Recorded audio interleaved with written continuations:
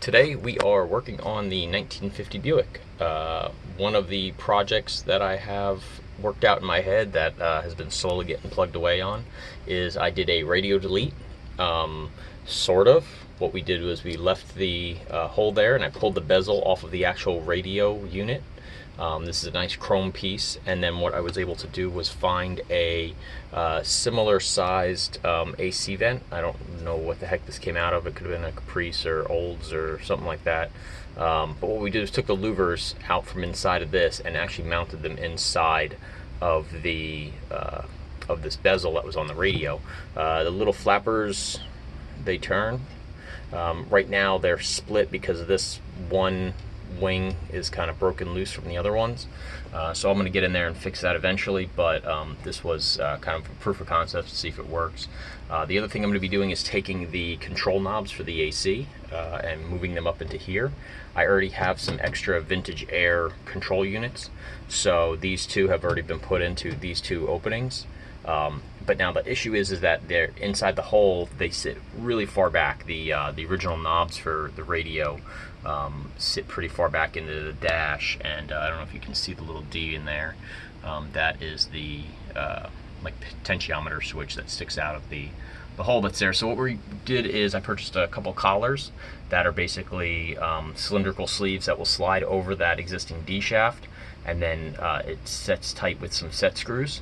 And then I have a piece of stainless steel that will extend it from there out, and then I have to decide if I'm going to use these switches, or I have the original radio switches that were in it, which I think are just plastic. They might be chrome as well, or I have some extra random Buick switches from cars that I've owned, so I'm going to decide which ones I want to use for that. That'll look nice and pretty and kind of factory up there. I wanted this to look like a factory AC setup. As far as I know, there was no factory AC in 1950 for the Buick. I've been trying to cobble together something that looks pretty slick into the dash. I'm not a big fan of the units that sit underneath. I don't know, don't like them. Hopefully this will keep me cool. It's not a it's pretty much me driving this car 90% of the time. I will have some other vents. I probably will have to mount one under here in all likelihood, but I want to at least get this mounted in there looking a little nicer, and hopefully get that all up and functioning. The other thing I have to do is get back here, and I have the hose running from the AC, the ducting hose, which looks like this. It's running to the back of this vent right now, and so this actually does blow cold air, but the duct in the back is actually a 2-inch duct, and I believe this hose is a 2.5 or 3-inch duct. So what's happening is a lot of air is escaping off the side. This dash is getting really cold while I'm driving, but I am not. So what we'll be doing is putting a zip tie on that and getting that tight, getting the potentiometers in here. While I have this chrome piece off, I also have a couple of 4-inch speakers that I'm going to mount side by side behind this bezel, and I have to make an adapter plate for it, so I'm going to be measuring out that adapter plate as well. That'll be the project for today. See where we get. This is a pain in the ass. There's a bunch of screws that are behind these things that have nuts on the other side, and the only way to get them is from behind the dash. And there's no good way to do it. I've come in through the glove box to get these upper ones and this lower one, but basically I'm going to be halfway underneath this car trying to do this for a little bit, so bear with me on this. Not the funnest of jobs.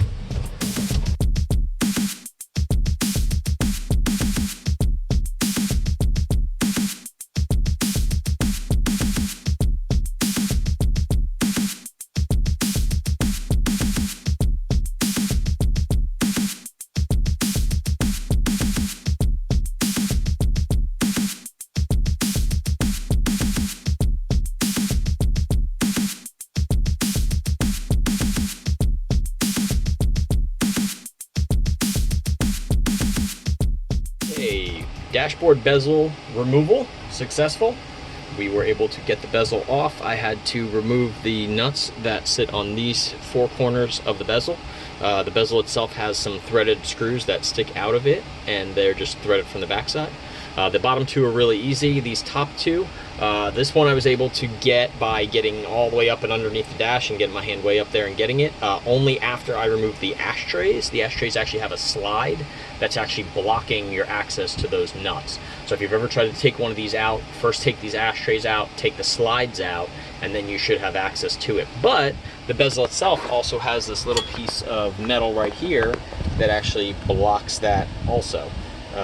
So on the driver's side, I was able to get up and around it and get to it from this side and actually get 2 fingers on it. When it got to the passenger side, I actually got my hand through here to get to it, and I could basically thumb screw it off. And luckily it had been off once before when the car was first put together, so had it never been off, I don't think I would have been able to get it that way. I would have had to come in through a glove box or something else to get to it. So that's how you remove that bezel. I found no instructions on how to get this out of the car, so this was kind of a pain in the ass. So you can see the bezel here a little bit better for the radio. This was the factory 1950 radio bezel. It had the dials in here and the buttons down here, and what I did was I hollowed that all out once I took the radio apart and mounted. There are the vintage air switches for the blender and for the fan speed, and then what I did on the back side was I mounted a opening out of a I'm not sure again what this came from. I think it actually came from Vintage Air, but it's just a box made specifically to grab onto a hose from an AC system. So I just epoxied this in. This is kind of a shitty epoxy job down here. The top's a little bit nicer, but we epoxied it real good, got it all fitted there, and made it hold real nice and tight. So this is pretty sturdy, but this opening here is only 2 inches, and like I said, I'd like to open it up to the 3-inch opening. So I'm going to cut this off and replace that. First project right now is I'm going to add the extensions to the potentiometer switches. Okay, what we have here is the Vintage Air control box. This controls the power on as well as the fan speed, and then this switch controls the blending of which vents are active or not active, including the defroster. My dash has a defrost button on it, but we're not going to be using that. I'm going to stick with this one for now because it's all in one. And so that switch will just be dead on my dash and not actually do anything. The last 2 switches that are here are the hot and cold blenders. I'm not going to be installing these at this time, but I will be doing them in the future. And I'll probably need to do a similar method to get them to work inside the car. I measured this out with my calipers. This came up at 6 millimeters. Oddly enough, most of the knobs that I've been finding, as well as these, actually fit quarter inch. So what I did was I bought a 1/4 inch shaft because that will be the extension portion, and then I bought 6 millimeter collars. Now these collars will fit over this, and then what I can do is drill this out to be 1/4 inch on one side, and then the shaft will then go in onto this side, and it will extend my switch out to here. I need about 1.5 inches of extra extension to get these switches to come out of the dash in the way that I need them to. They have multiple set screws on them, one on the top and bottom, so you can actually see right through this part. Now this shaft that comes out, it has a flattened end on it here, and that keeps it so that when you turn this, it will stop that knob from rotating in your hand and actually do the job of turning the switch. So the next steps that I'm going to be doing is I'm going to be measuring out how much of the shaft I need for each of the switches, selecting which knobs we want to use. I have to find my box of random chrome Buick knobs, but we'll be using something other than this.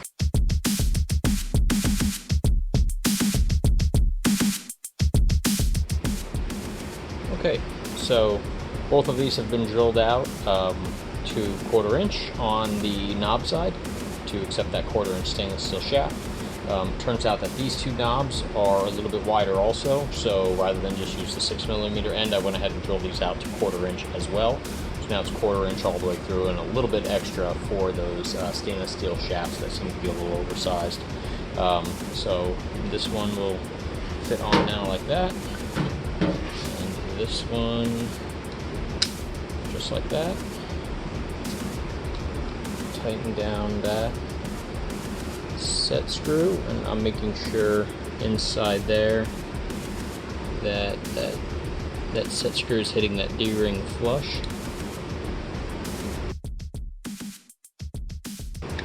So now that switch turns. Okay, so now we have to measure the length of these shafts so they come outside of the bezel of the radio. Okay, so this is the collars installed onto the former radio controls. They don't stick out this far. They're actually going to set into the dash more. So what I'm going to do is just put this in approximately the location that it's going to live. And then what we'll do is take a little measurement here, how deep these shafts go, and we'll have a little bit of play with them as well. But it looks like about 1 inch on that side. Might have a little bit more room with that one, but about 1 inch also. So we're going to say a 1 inch shaft should bring it flush, and then I want to actually bring it out a little bit further. So I'm going to cut them 1.5 inches each, and then I can have a little bit of room to bring them down if I need to. If we decide 1.5 inches is too long, and that's all going to depend on what knobs we actually put onto this guy.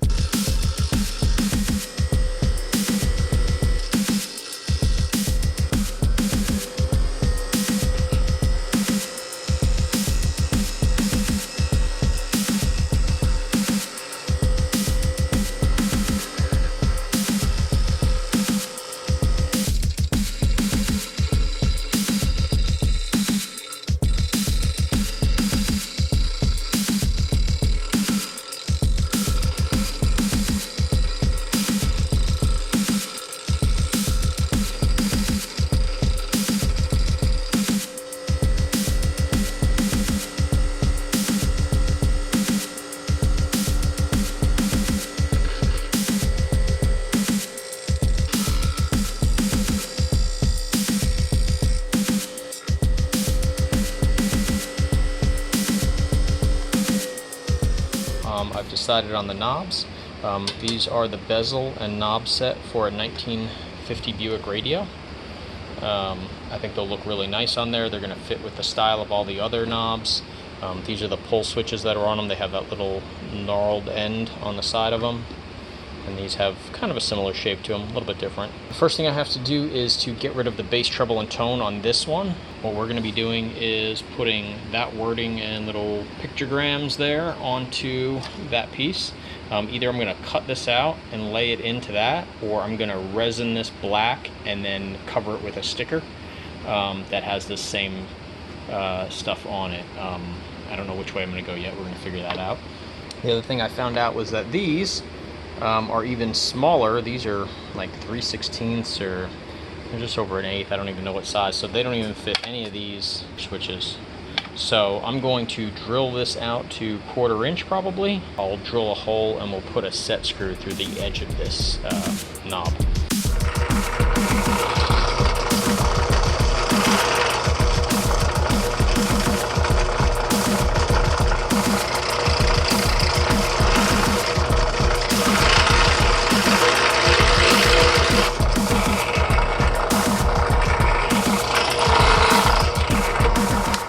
Should be golden.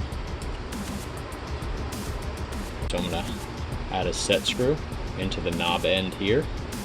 Make a little mark on the flat edge so that all lines up together.